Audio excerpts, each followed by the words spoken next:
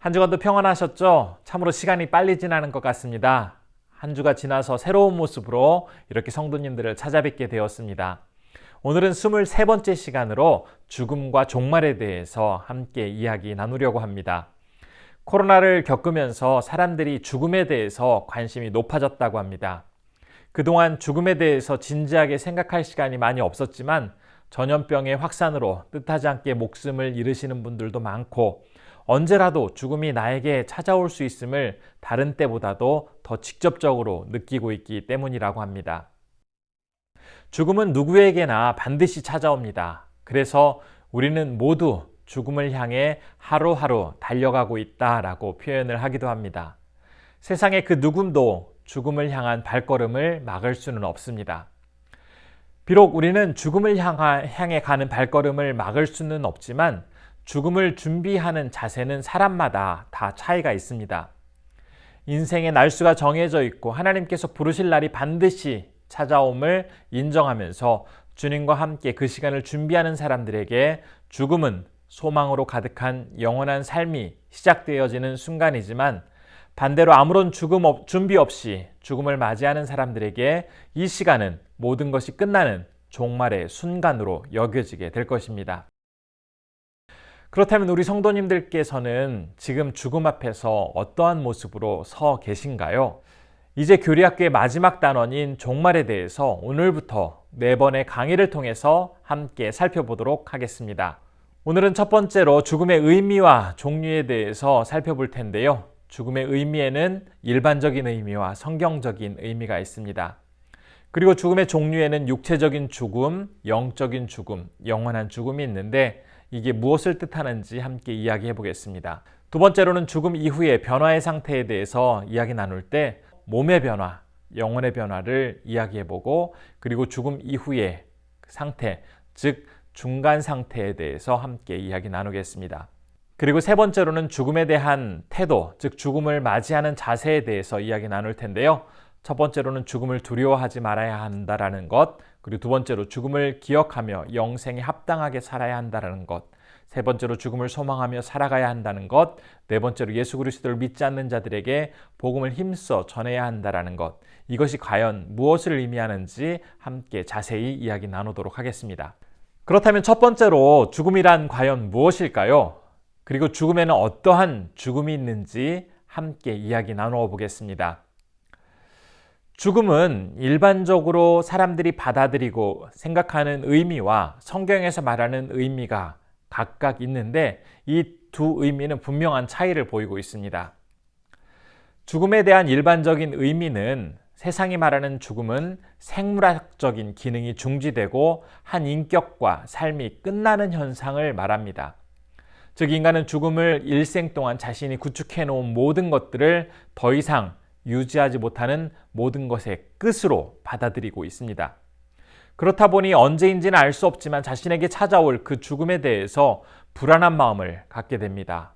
또 어떤 경우에는 무의식적으로 이 죽음을 피하려고 하는 경우도 있고 또 의식적으로 다른 것에 집착하면서 죽음에 대해 생각하지 않으려는 모습을 보이기도 합니다. 그에 비해서 성경은 죽음을 이렇게 이야기합니다. 첫 번째로 실제적인 존재의 단절이 아닌 본질상의 분리라고 이야기를 합니다. 마태복음 10장 28절은 이렇게 기록하고 있습니다. 몸은 죽여도 영혼은 능히 죽이지 못하는 자들을 두려워하지 말고 오직 몸과 영혼을 능히 지옥에 멸하실 수 있는 이를 두려워하라. 세상에서는 인간의 죽음을 종말의 순간이라며 실존적인 단절의 상태로 받아들이고 있습니다. 죽음과 함께 더 이상 존재할 수 없기 때문에 실존적으로 종말이라고 말합니다. 그러나 죽음에 대한 성경의 관점은 그와 완전히 반대입니다. 성경에서 죽음은 단지 영혼과 육체가 분리되어지는 상태일 뿐이라고 가르치고 있습니다. 하나님께서 사람을 만드실 때에 영혼과 육체로 만드셨기 때문에 우리는 이 세상을 살아갈 때에 영혼과 육체가 서로 연결되어서 하나의 상태로 살아가게 되지만 죽음에 이르게 되면 이제 영혼과 육체가 분리가 되어서 육체는 생명이 없는 상태로 이 땅에 남겨져서 이제 흙으로 돌아가지만 영혼은 육체를 떠나서 하나님이 정하신 곳에 머무르게 됩니다. 따라서 성경은 죽음을 모든 것의 끝으로 보는 것이 아니라 영혼과 육체의 분리라고 분명하게 가르쳐주고 있습니다. 두 번째로 성경은 죽음에 대해서 죄에 대한 형벌의 결과다라고 말하면서 하나님의 창조의 목적과는 완전히 다른 부자연스러운 것이 바로 이 죽음이라고 밝히고 있습니다. 로마서 5장 12절은 이렇게 기록하고 있습니다.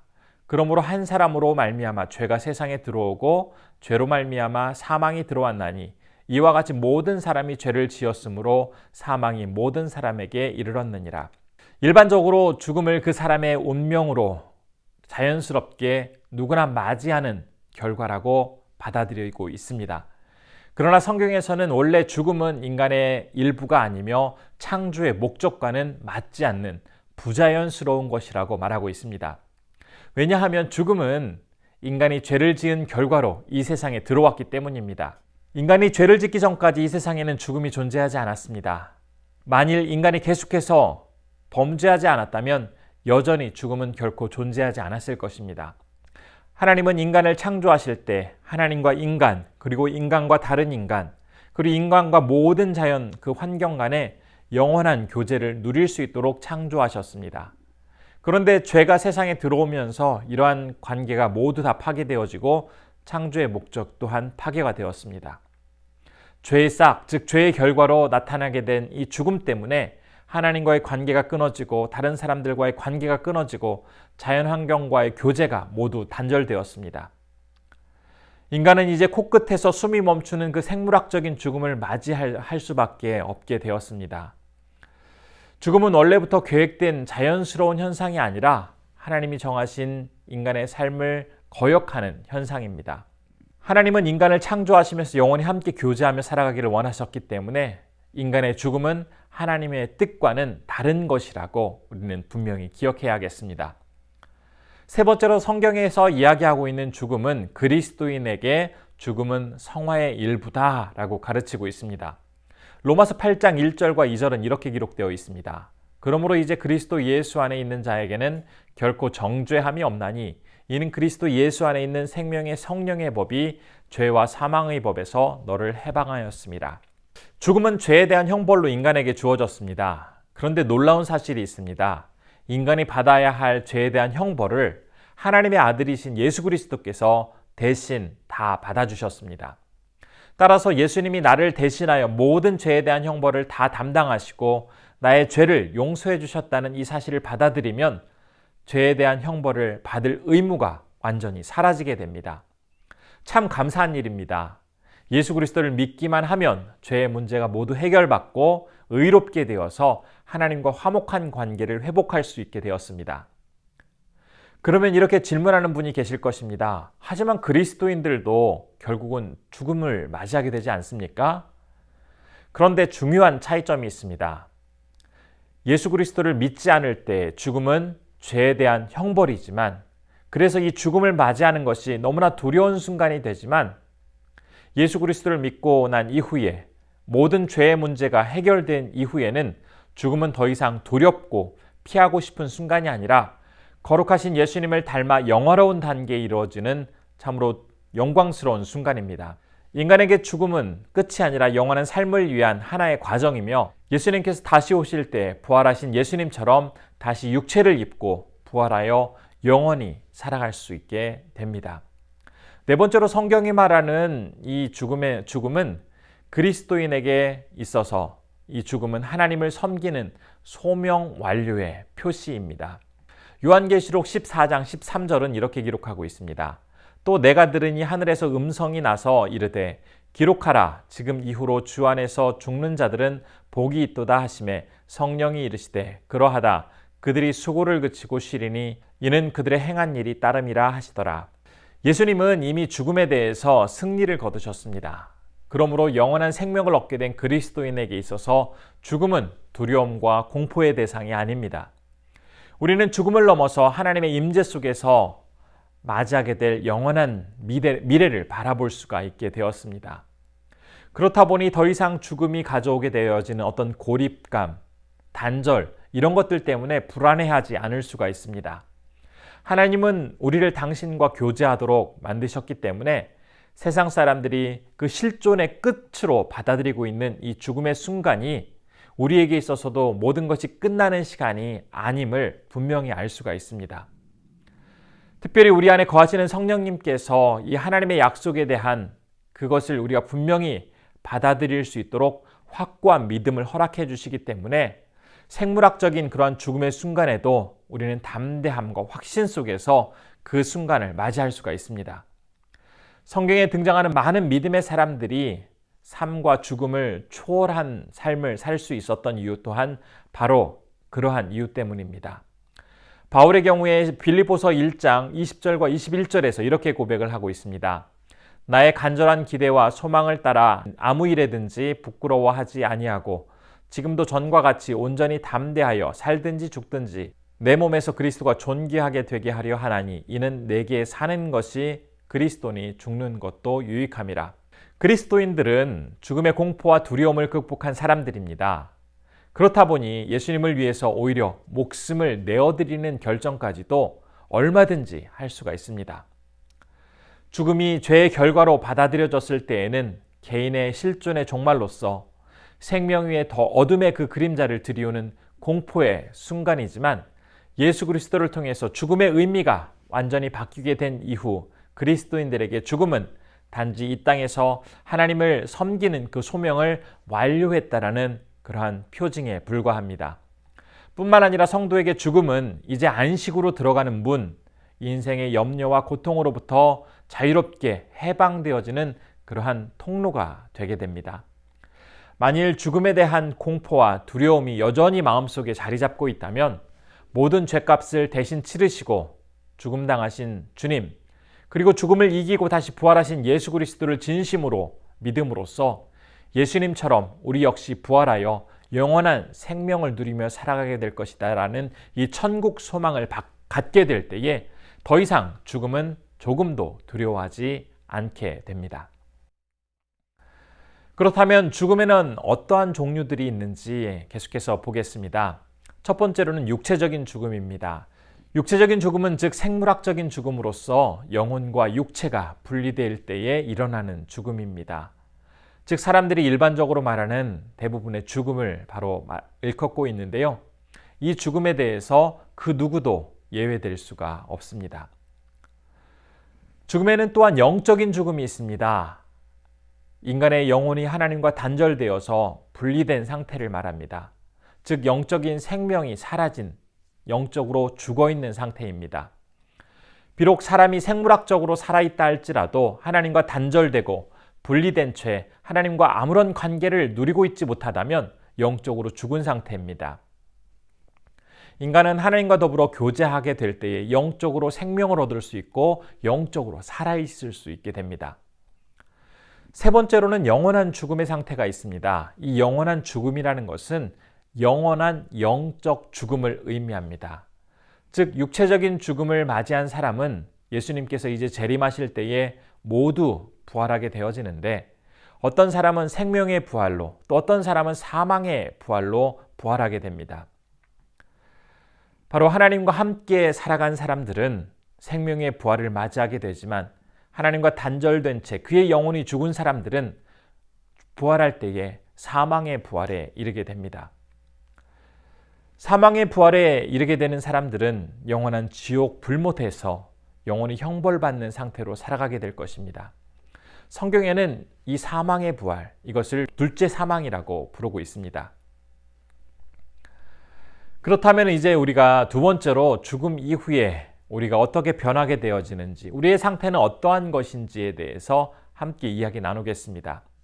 우선 죽음 이후의 변화입니다. 원래 하나님은 인간을 창조하실 때에 그 창조의 목적 안에 죽음을 두지 않으셨습니다. 죽음은 창조된 인간이 죄를 지으면서 생겨나게 되었습니다. 하지만 예수 그리스도를 통해서 이 죽음의 문제는 다 해결되었고 예수님을 주님으로 받아들이는 사람은 비록 육체의 죽음은 맞이한다 할지라도 그것을 믿지 않는 다른 사람들과 분명히 다른 결과로 그의 모든 것들을 맞이하게 됩니다. 첫 번째로는 육체의 변화입니다. 성도가 죽음을 맞이하게 되면 우선 몸은 흙으로 돌아가게 되지만 나중에 생명의 부활로 몸은 다시 살아나게 됩니다. 생명의 부활을 통해서 영광스러운 몸과 영혼을 가지고 천국에서 영원히 하나님과 함께 영광스럽게 살아갈 수가 있게 됩니다.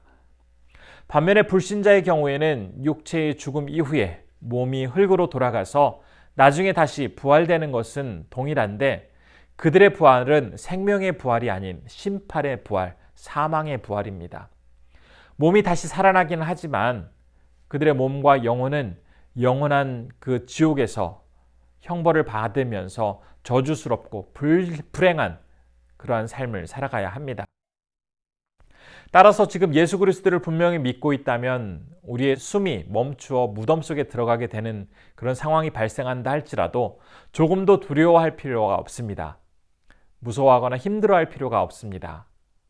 지금 우리가 가지고 있는 이 몸은 이제 흙으로 들어가게 되고 또 부패하게 되지만 주님께서 다시 오실 때 생명의 부활을 맞이하게 되고 영광스러운 몸을 입어서 우리의 이제 영혼과 몸은 영원히 썩지 않는 몸이 되고 죽지 않는 몸이 되고 병들지 않는 몸이 되어서 주님과 함께 살아갈 수 있게 되기 때문입니다. 죽음 이후에 우리의 영혼은 어떠한 변화가 있게 될까요? 첫 번째로 육체의 생명이 멈추는 그 순간 즉시 그리스도인의 영혼은 천국으로, 불신자의 영혼은 지옥으로 가게 됩니다. 예수님께서 십자가에 달리셨을 때 예수님의 좌우편에는 두 명의 강도가 있었습니다. 그런데 그 중에 한 강도에게 내가 오늘 나와 함께 낙원에 있으리라 라고 주님이 말씀하십니다. 내일이나 며칠 후 얼마의 시간이 지난 후에 낙원에 있게 되는 것이 아니라 바로 오늘 함께 있게 될 것이다 라고 말씀하십니다. 성경에서는 성도가 숨을 거두면 그 즉시 하나님께서 그 성도의 영혼을 천국으로 인도하신다고 가르치고 있습니다. 우리의 몸이 다시 부활할 때까지 어딘가에서 영혼이 기다리고 있는 것이 아니라 우리의 숨이 멈춤과 동시에 우리 영혼을 주님께서 인도하셔서 주님의 품 안에 우리를 안아주십니다.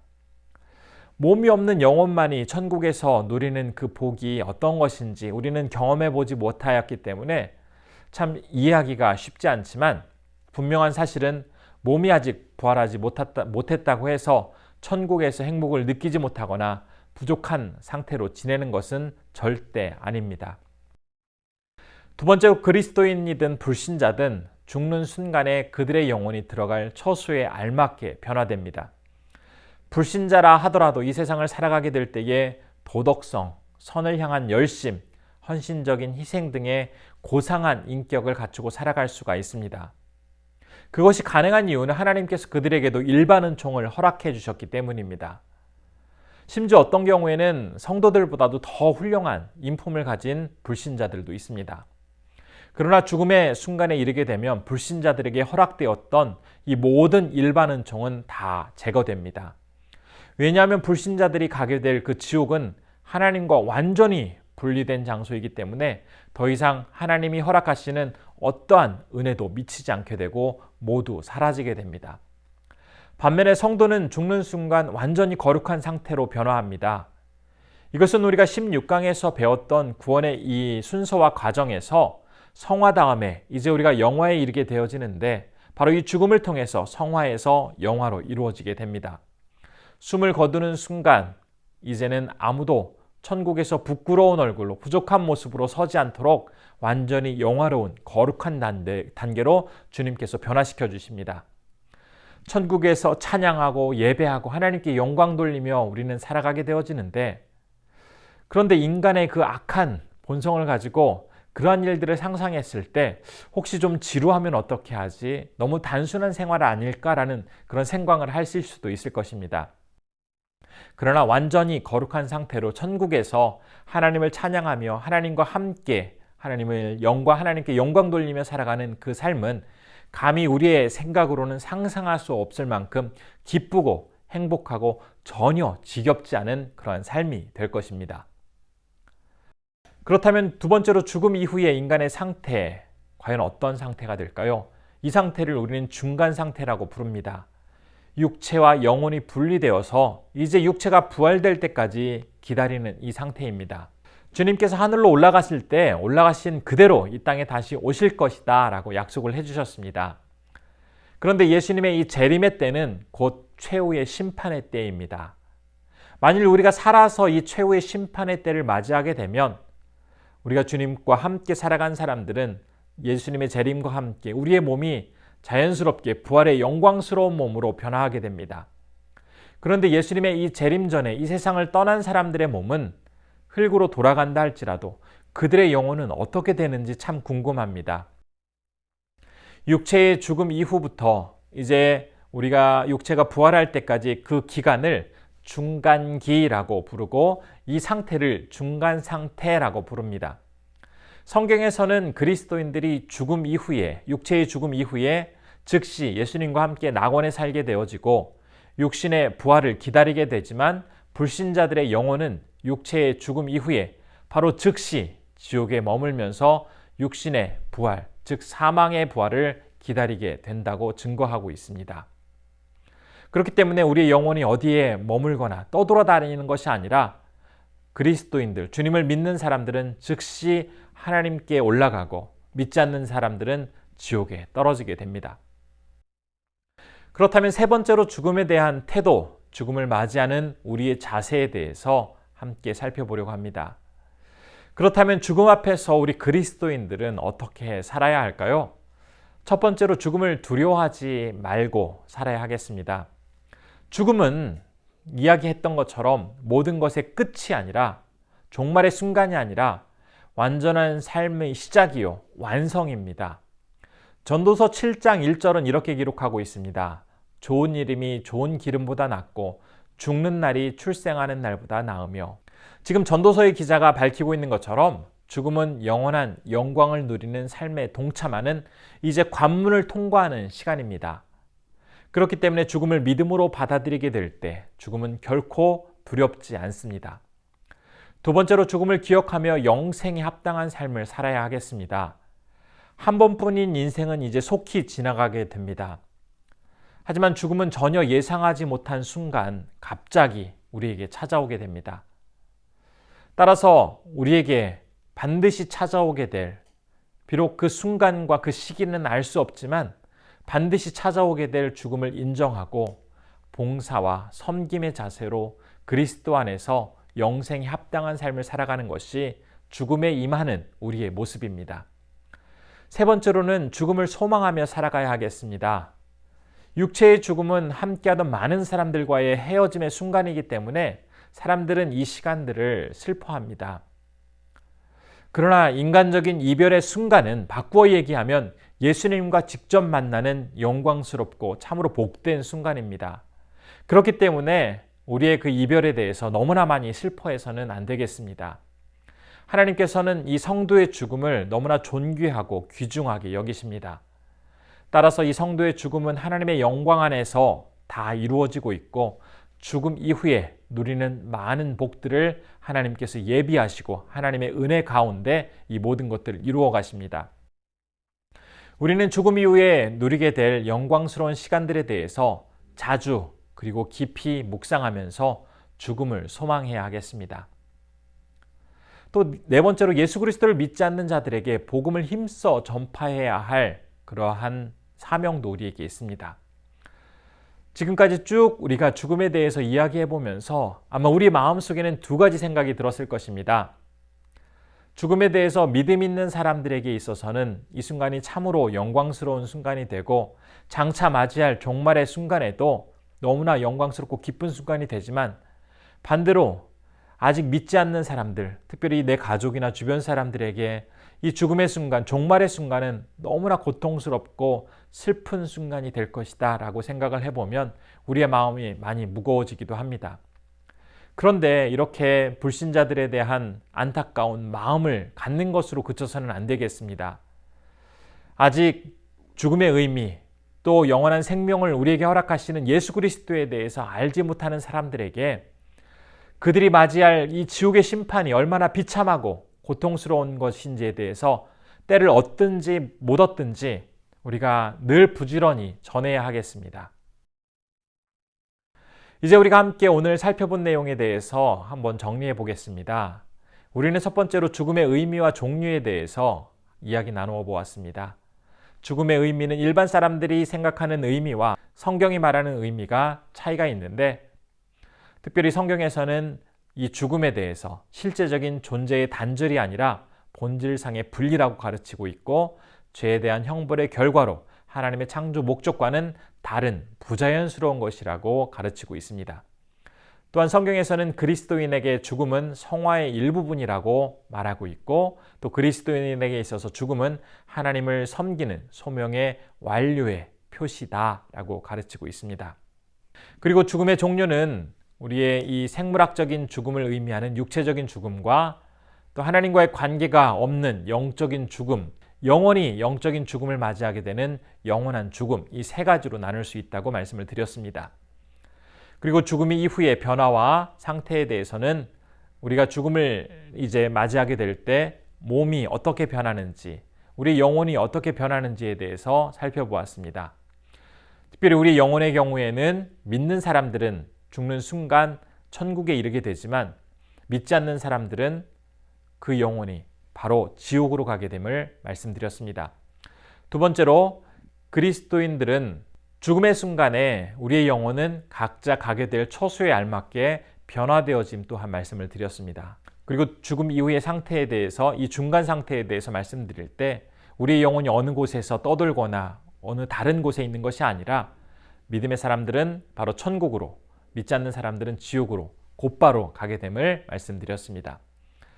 그러면서 이제 죽음을 맞이하는 우리의 태도, 죽음에 대한 우리의 자세는 첫 번째로 죽음을 두려워하지 말아야 하고, 두 번째로 죽음을 기억하며 영생에 합당하게 살아야 하고, 세 번째로 죽음을 소망하며 살아가야 하고, 그리고 마지막으로 예수 그리스도를 믿지 않는 자들에게 복음을 힘써 전하며 살아가야 함을 말씀드렸습니다. 우리는 죽음에 대해서 분명하게 이해함으로써 죽음을 막연하게 두려워하는 것이 아니라 믿음 안에서 천국에 대한 소망을 가지고 주님과 함께 이 시간을 준비하실 수 있는 그러한 귀한 성도님들이 되시기를 간절히 소원해 봅니다. 감사합니다.